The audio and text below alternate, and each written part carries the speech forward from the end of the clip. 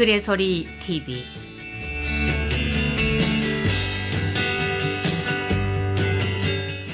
문학 산책 소리로 듣는 이야기 세상 연속 낭독 시간입니다.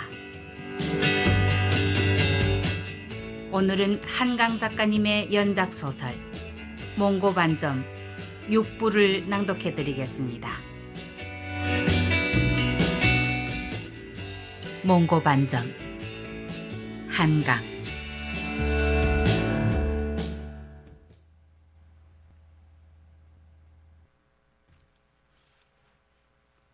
죽었으면 좋겠어. 죽었으면 좋겠어. 그럼 죽어버려.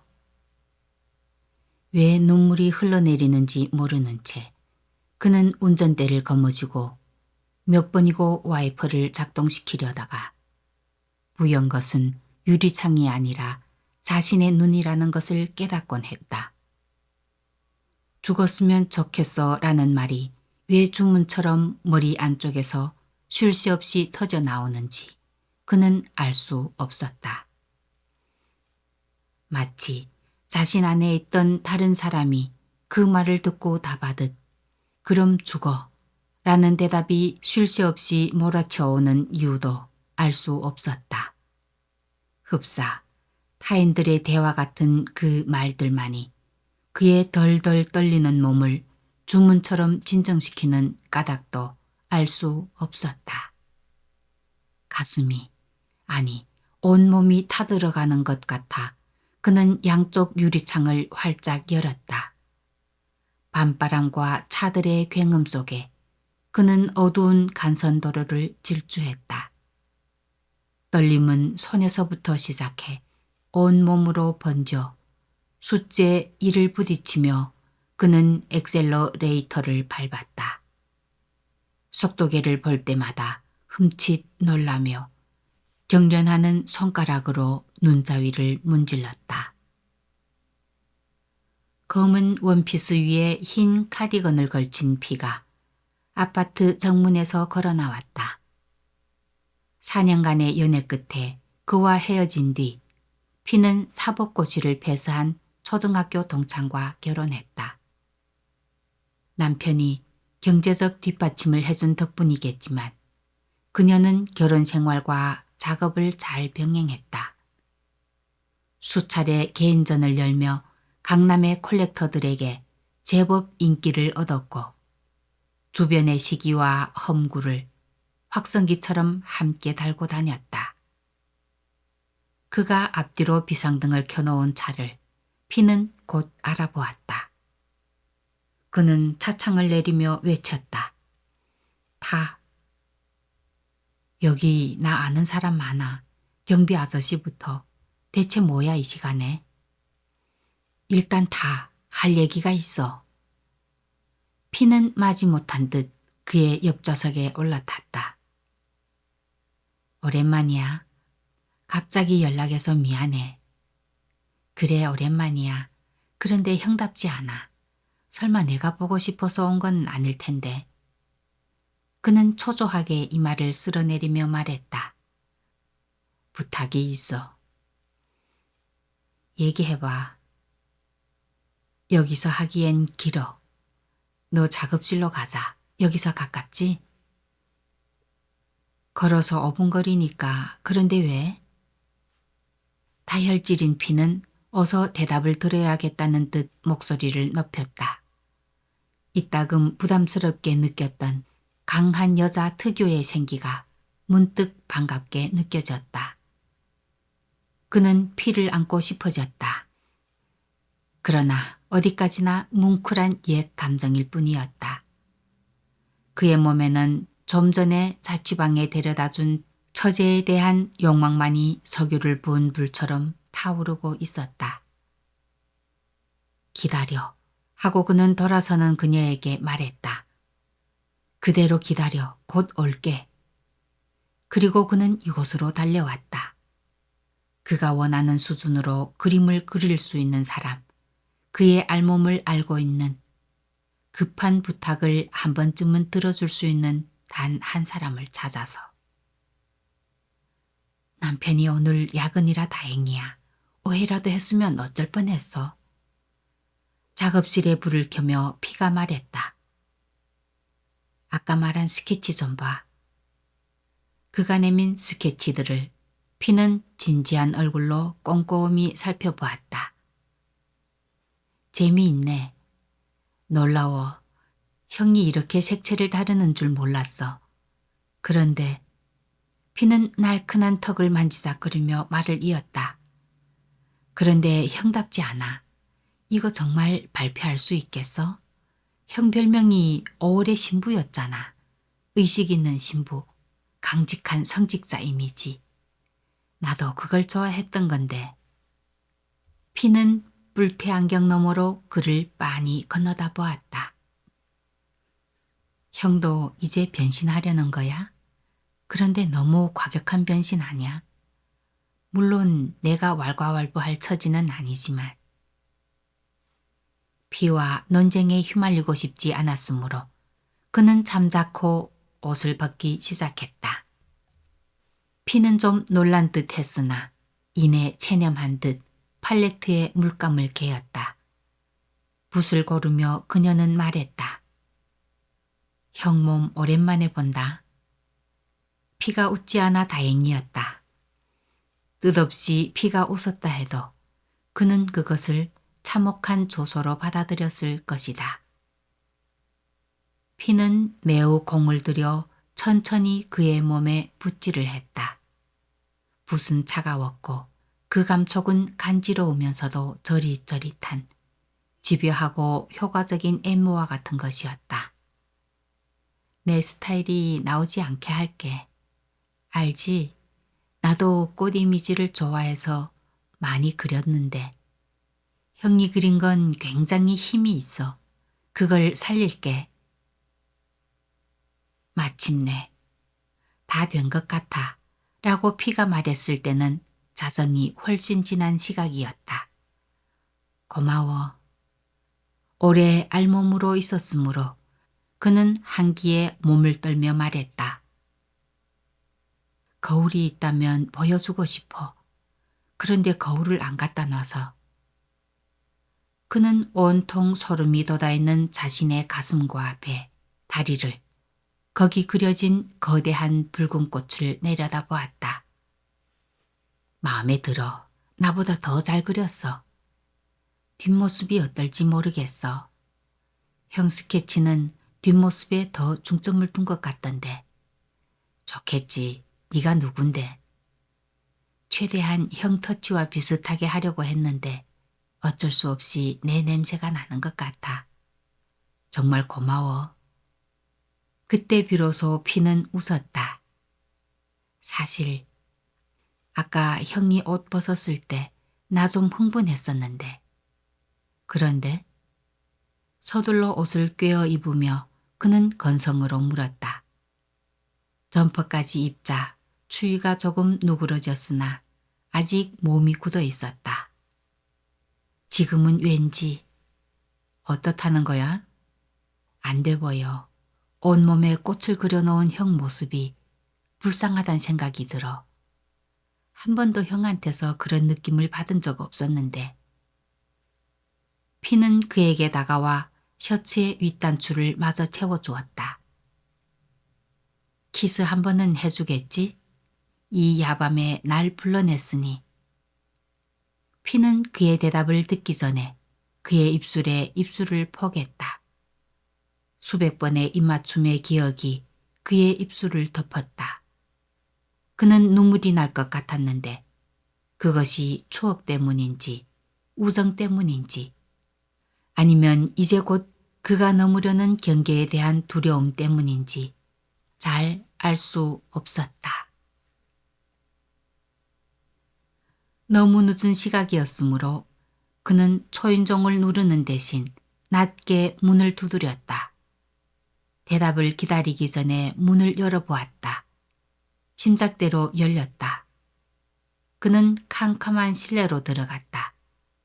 베란다 유리문으로 가로등의 불빛이 비쳐 식물을 식별할 수 없을 지경은 아니었다. 그러나 신장에 툭 발이 부딪혔다. 자고 있어?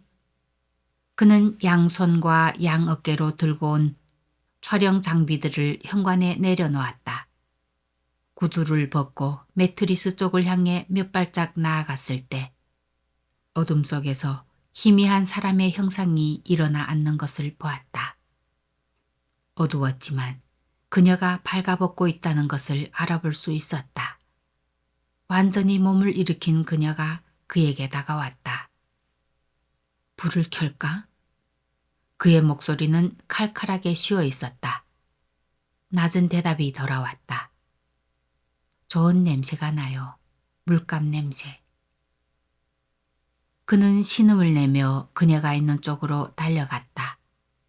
조명도 촬영 따위도 그는 잊었다. 솟구치는 충동만이 그를 삼켰다. 그는 으르렁거리며 그녀를 눕혔다. 한 손으로 그녀의 가슴을 움켜쥐고 그녀의 입술과 코를 닥치는 대로 빨며 자신의 셔츠 단추를 풀었다. 아랫부분의 단추들은 아예 뜯겨지도록 잡아당겨 버렸다. 벌거숭이가 된 그는 그녀의 가랑이를 힘껏 벌리고 그녀의 안으로 들어갔다. 어디선가 짐승의 헐떡이는 소리, 괴성 같은 신음이 계속해서 들렸는데 그것이 바로 자신이 낸 소리라는 것을 깨닫고 그는 전율했다. 그는 지금까지 섹스할 때 소리를 내본 적이 없었다. 교성은 여자들만 지르는 것이라고 생각했기 때문이다. 그녀의 이미 흠뻑 젖은 몸, 무서울 만큼 수축력 있게 조여드는 몸 안에서 그는 혼절하듯 정액을 뿜어냈다. 미안해. 어둠에 잠긴 그녀의 얼굴을 더듬으며 그가 말했다. 그녀는 대답 대신 물었다. 불을 켜도 되겠어요? 침착한 목소리였다. 왜? 제대로 보고 싶어서. 그녀는 일어서서 스위치 쪽으로 걸어갔다. 채 5분도 걸리지 않은 일방적인 섹스였으므로 그녀는 전혀 지치지 않은 것 같았다. 갑자기 실내가 밝아지자 그는 두 손으로 눈을 가렸다. 조금 지나서야 눈이 부시지 않아 손을 내렸다. 벽에 기대 서 있는 그녀가 보였다. 그녀의 몸에 흐드러진 꽃들은 여전히 아름다웠다. 문득 자의식이 생겨 그는 자신의 늘어진 아랫배를 손바닥으로 눌렀다. 가리지 말아요. 좋아요. 꽃잎이 구름진 것 같아. 그녀는 천천히 그에게 다가와 몸을 수그렸다. 제에게 그랬듯 손가락을 뻗어 그의 가슴의 꽃을 어루만지기 시작했다. 잠깐만. 그는 일어서서 현관으로 걸어 나갔다. 벌거벗은 채 그는 삼각대를 낮게 설치하고 캠코더를 고정시켰다. 매트리스를 세워 베란다 쪽으로 밀어넣고 가져온 흰 시트를 바닥에 깔았다. 애매 작업실에서 그랬던 것처럼 발치에 조명을 설치했다. 누워보겠어? 그녀가 눕자 그는 두 사람의 얽힌 몸이 위치하게 될 지점을 어림잡아 캠코더의 방향을 조정했다. 눈부신 조명 아래 그녀는 길게 드러누워 있었다. 그는 조심스럽게 자신의 몸을 그녀의 몸 위에 겹쳤다. 제의 몸과 그녀의 몸이 그랬듯이 지금 두 사람의 몸은 겹쳐진 꽃들 같을까? 꽃과 짐승과 인간의 뒤섞인 한 몸 같을까? 체위가 바뀔 때마다 그는 캠코더의 위치를 조정했다. 제가 거부했던 후배위를 할 때는 먼저 엎드린 그녀의 엉덩이를 오래 클로즈업 했다. 그가 뒤에서 삽입한 후로는 외부 모니터에 비친 영상을 직접 확인하며 섹스했다. 모든 것이 완벽했다. 그려왔던 대로였다. 그녀의 몽고반점 위로 그의 붉은 꽃이 닫혔다 열리는 동작이 반복되었고 그의 성기는 거대한 꽃술처럼 그녀의 몸속을 드나들었다. 그는 전율했다. 가장 추악하며 동시에 가장 아름다운 이미지의 끔찍한 결합이었다. 눈을 감을 때마다 그는 자신의 아랫도리를 물들이고 배와 허벅지까지 적시는 끈끈한 풀물의 푸른빛을 보았다. 마지막 체위는 그가 눕고 그녀가 그 위로 올라탔다. 역시 그녀의 몽고반점이 잡히도록 앵글을 잡았다. 영원히, 이 모든 것이 영원히 라고 그가 견딜 수 없는 만족감으로 몸을 떨었을 때 그녀는 울음을 터뜨렸다. 30분 가까이 신음 한 번 내지 않고 이따금 입술을 떨며 줄곧 눈을 감은 채로 예민한 희열을 몸으로만 그에게 전해주던 그녀였다. 이제 끝내야 했다. 그는 상체를 일으켰다. 그녀를 아는 채 캠코더로 다가가 더듬더듬 손을 뻗어 전원을 껐다. 이 이미지는 절정도 끝도 허락하지 않은 채 반복되어야 했다. 침묵 속에서, 그 연락 속에서 영원히. 그러니까 촬영은 여기에서 마쳐야 하는 것이다. 그는 그녀의 울음이 잦아들기를 기다려 그녀를 눕혔다. 마지막 수분간의 섹스는 그녀의 이를 부딪히게 했고 거칠고 새된 비명을 지르게 했고 그만이라는 헐떡임을 뱉게 했으며 다시 눈물을 흘리게 했다. 그리고 모든 것이 잠잠해졌다. 검푸른 새벽빛 속에서 그는 그녀의 엉덩이를 오랫동안 핥았다. 이걸 내 혀로 옮겨왔으면 좋겠어. 뭘요? 이 몽고반점. 그녀는 조금 놀란 듯 몸을 돌려 그를 보았다. 어떻게 이게 아직 엉덩이에 남아있는 거지? 모르겠어요. 난 남들도 모두 그런 줄 알았어요. 그런데 어느 날 목욕탕에 가보니까 나 혼자만 갖고 있었어. 그는 그녀의 허리를 아는 손으로 반점을 어루만졌다. 낙인 같은 이 점을 나눠 갖고 싶다고 그는 생각했다. 널 삼켜서 녹여서 내 혈관 속을 흐르게 하고 싶다. 이제 꿈을 꾸지 않게 될까? 들릴 듯 말 듯한 목소리로 그녀가 중얼거렸다. 꿈? 아, 얼굴. 그래, 얼굴이라고 했지. 서서히 졸음이 밀려오는 것을 느끼며 그는 말했다. 무슨 얼굴이지? 누구의 얼굴이야? 늘 달라요.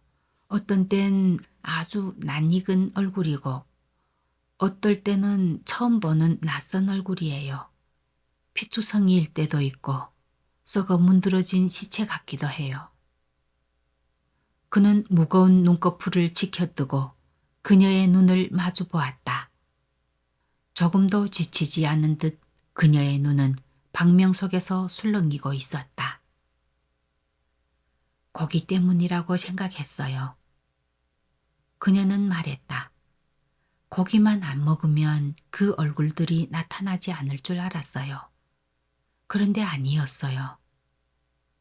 그녀의 말에 집중해야 한다고 생각했지만 의지와 무관하게 차츰 그의 눈은 감겼다.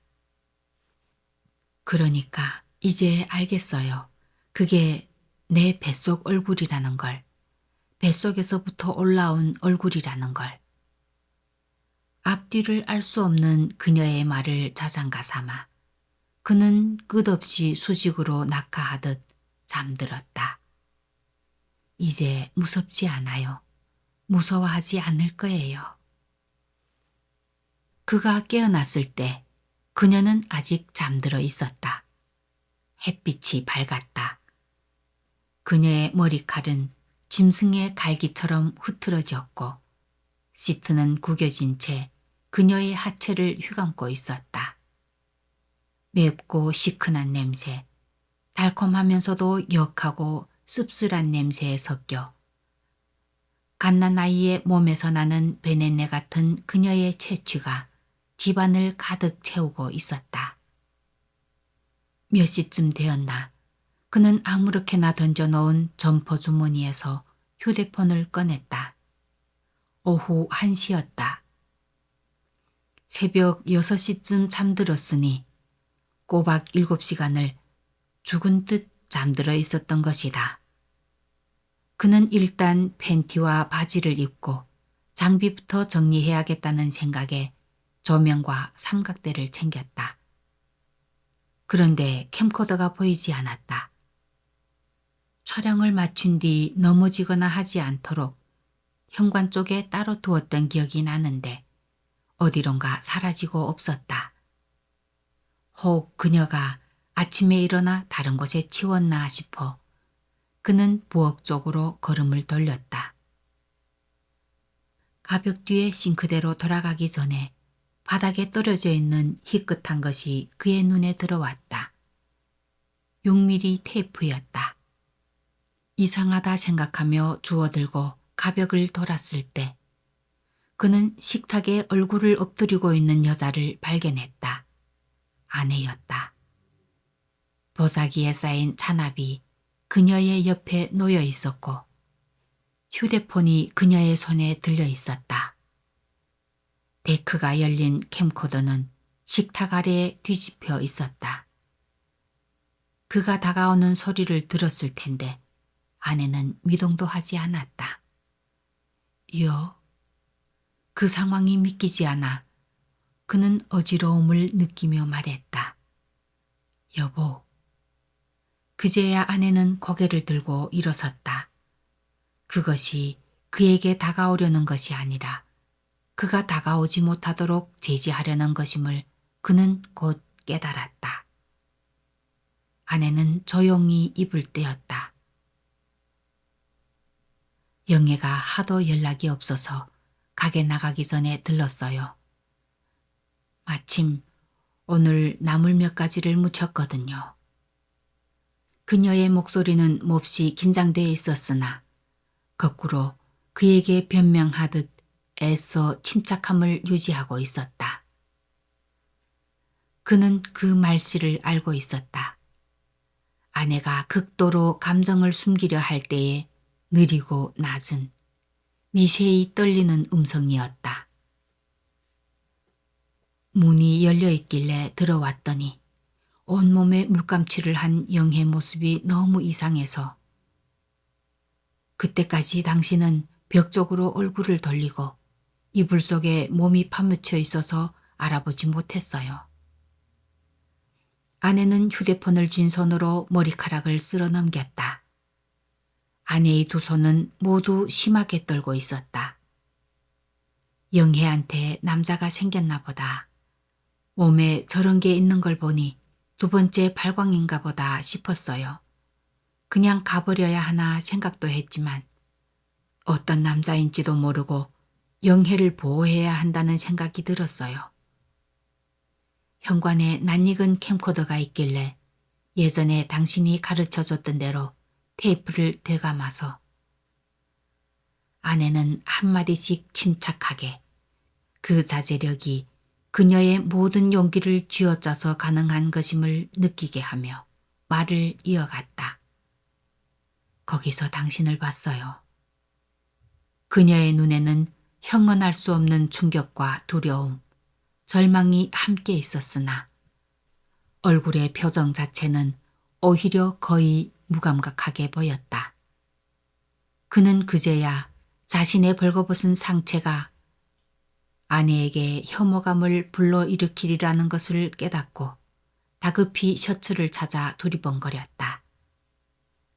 욕실 쪽에 내던져진 셔츠에 팔을 끼우며 그는 말했다. 여보, 내가 설명할게. 이해하기 쉽진 않겠지만 아내는 갑자기 높아진 목소리로 그의 말을 막았다. 구급대를 불러놨어요. 뭐라고? 아내는 희끗하게 질린 얼굴로 다가오는 그를 피해 뒤로 물러섰다. 영혜도 당신도 치료가 필요하잖아요. 그녀의 말의 진위를 파악하는데 수초의 시간이 걸렸다. 나한테 정신병원에 들어가라는 거야? 그때 매트리스 위에서 부스럭거리는 소리가 났다. 그도 아내도 숨을 멈췄다. 실오라기 하나 걸치지 않은 그녀가 시트를 걷어내며 몸을 일으키고 있었다. 아내의 눈에서 눈물이 흘러내리는 것을 그는 보았다. 나쁜 새끼. 아내는 낮은 소리로 눈물을 삼키며 중얼거렸다. 아직 정신도 성치 않은 애를, 저런 애를. 아내의 젖은 입술이 파들거렸다. 그제야 아내가 온 것을 안 듯 처제는 멍한 얼굴로 이편을 건너다 보았다. 아무것도 담지 않은 시선이었다. 처음으로 그는 그녀의 눈이 어린아이 같다고 생각했다. 어린아이가 아니면 가질 수 없는 모든 것이 담긴, 그러나 동시에 모든 것이 비워진 눈이었다. 아니, 어쩌면 어린아이도 되기 이전에 아무것도 눈동자에 담아본 적 없는 것 같은 시선이었다. 그녀는 천천히 그들에게서 몸을 돌려 베란다 쪽으로 다가갔다. 미닫이 문을 열어 찬바람이 일시에 밀려 들어오도록 했다. 그는 그녀의 연두빛 몽고 반점을 보았고 거기 수액처럼 말라붙은 그의 타액과 정액의 흔적을 보았다. 갑자기 자신이 모든 것을 겪어버렸다고, 늙어버렸다고, 지금 죽는다 해도 두렵지 않을 것 같다고 느꼈다. 그녀는 베란다 난간 너머로 번쩍이는 황금빛 젖가슴을 내밀고 주황빛 꽃잎이 분분히 박힌 가랑이를 활짝 벌렸다. 흡사 햇빛이나 바람과 교섭하려는 것 같았다. 가까워진 앰뷸런스의 사이렌, 터져나오는 비명과 탄성, 아이들의 고함, 골목 앞으로 모여드는 웅성거리는 소리들을 그는 들었다. 여러 개의 급한 발소리들이 층계를 울리며 다가오고 있었다. 지금 베란다로 달려가 그녀가 기대 서 있는 난간을 뛰어넘어 날아오를 수 있을 것이다. 3층 아래로 떨어져 머리를 박살낼 수 있을 것이다. 그렇게 할 수 있을 것이다. 그것만이 깨끗할 것이다. 그러나 그는 그 자리에 못 박혀 서서 삶의 처음이자 마지막 순간인 듯 활활 타오르는 꽃 같은 그녀의 육체. 밤사이 그가 찍은 어떤 장면보다 강렬한 이미지로 번쩍이는 육체만을 응시하고 있었다.